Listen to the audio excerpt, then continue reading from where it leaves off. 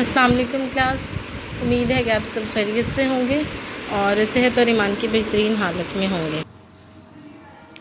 आज हमारा जो टॉपिक है हमने स्टार्ट करना है वो है बचतें हमेशा सरमायाकारी के बराबर होती हैं।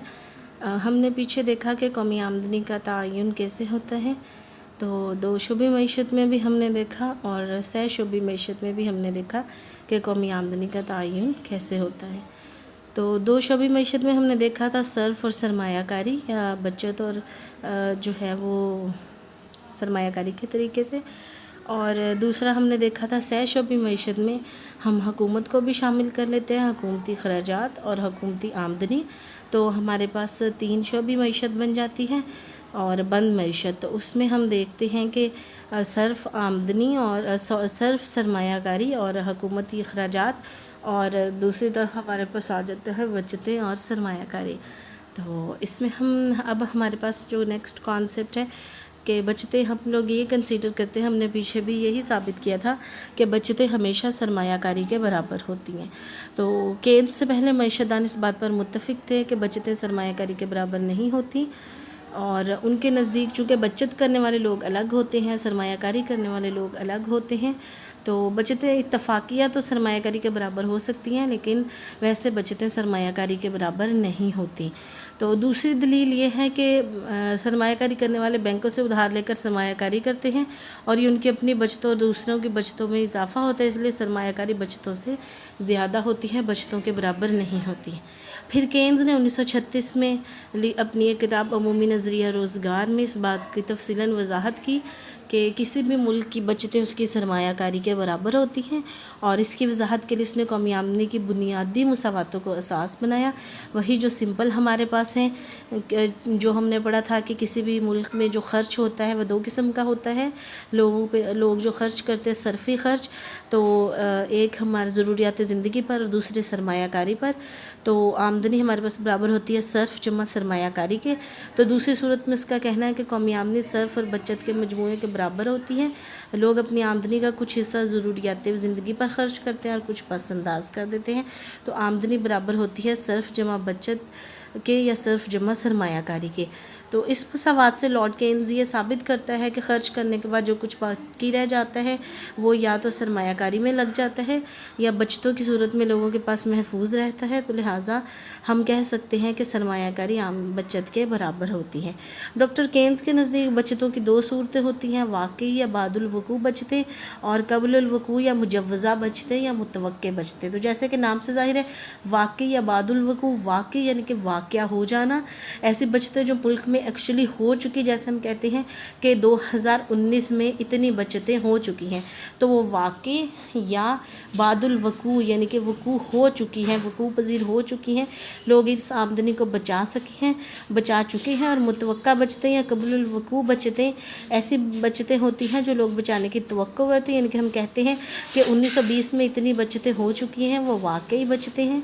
और 2020 में जो बचतें होंगी वो हमारे पास जो है वो मुजव्वज़ा बचतें होंगी, मुतवक्के बचतें होंगी या कबुल वकू बचतें होंगी।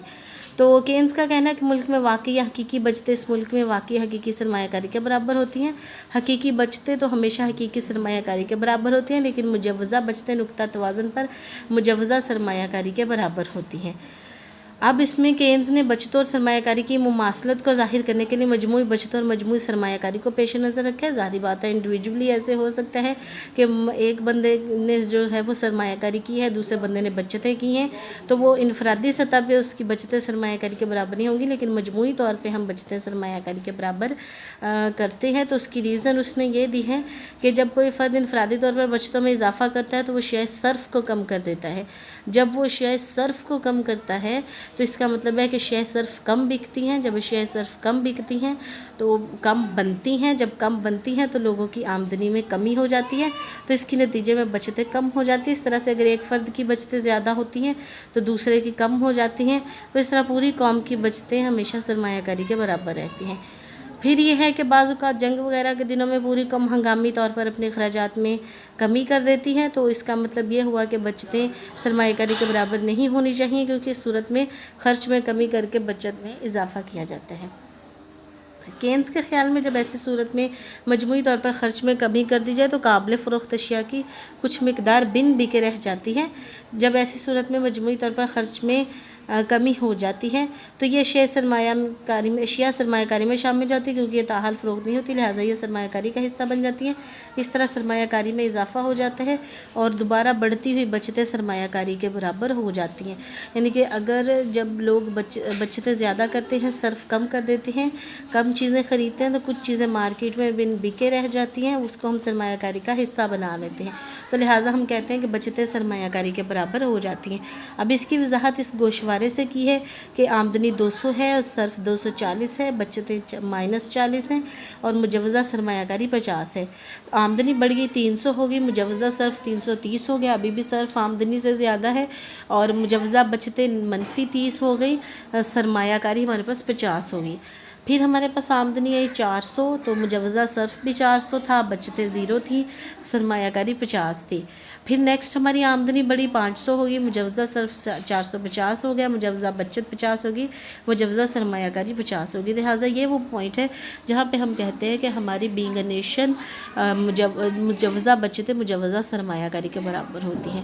اگر ہم اس کی وضاحت ڈائیگرام سے کریں تو سمپل سی ڈائیگرام ہے، وائی ایکسس پہ ہم بچت اور سرمایہ کاری کو لیں گے، ایکس ایکسس پہ ہم آمدنی کو لیں گے، تو ہم اس کا خط بنا دیں گے۔ سرمایہ کاری کا خط 50 پہ ہمارے پاس جو ہے وہ بنے گا، اسٹریٹ لائن بنے گی، جبکہ سرمایہ کاری کا خط جو ہے وہ نیچے سے اوپر پازیٹیولی سلوپڈ ہوگا، جو پہلے نیگیٹو ہوگا بعد میں پازیٹیو ہوگا، جو یہی بتا رہا ہے کہ پہلے ہماری بچتیں نیگیٹو ہوتی ہیں، آہستہ آہستہ ہماری بچتیں جو ہے وہ پازیٹیو ہونا شروع ہو جاتی ہیں۔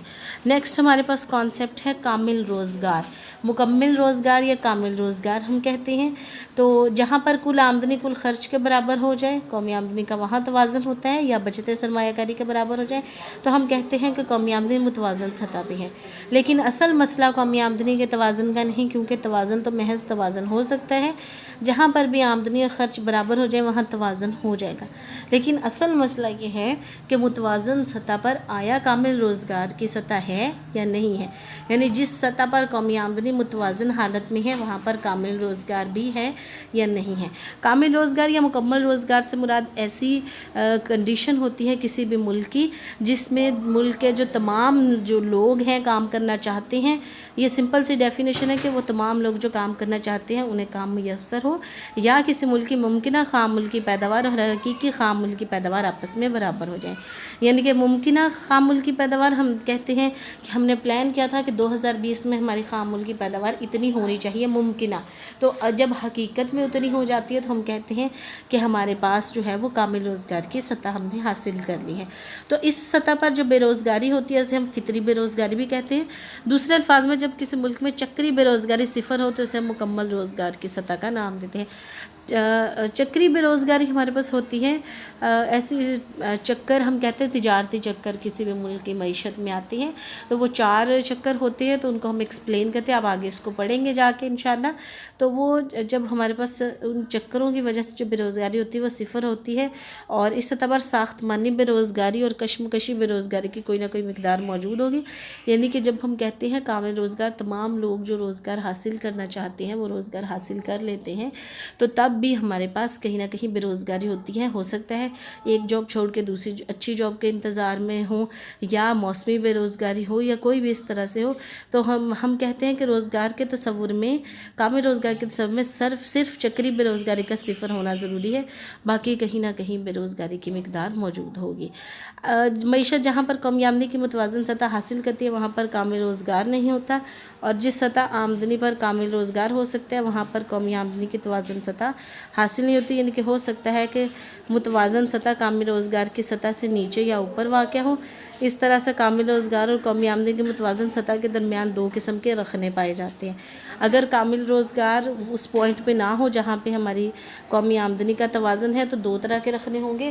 اگر کامل روزگار قومی آمدنی کی متوازن سطح سے اوپر پایا جائے تو ہمارے پاس تفریطی رخنا ہوگا، اور اگر نیچے پایا جائے تو ہمارے پاس افراطی رخنا ہوگا، اور اگر نیچے پایا جائے تو ہمارے پاس تفریطی رکھنا ہوگا. تو آپ ابھی صرف جو ہے وہ کامل روزگار کی سطح اور ان کو کریں، اور جو افراطی اور تفریطی رکھنے ہیں یہ خاصا امپورٹنٹ کانسیپٹ ہے. تو یہ پارٹ میں پیپر میں کویسچن کے آ جاتا ہے، تو اس کو اچھے طریقے سے کریں گے. ہم انشاءاللہ نیکسٹ لیکچر میں کور کریں گے. تو آپ جو ہے وہ جو آج ہم نے پڑھا کہ بچتیں ہمیشہ سرمایہ کاری کے برابر ہوتی ہے، مجوزہ بچتیں اور مجوزہ سرمایہ کاری اور واقعی بچتیں یا بعد الوقوع بچتیں یا قبل الوقوع بچتیں یا متوقع بچتیں، تو وہ ہم دیکھتے ہیں کہ کیسے برابر ہوتی ہیں.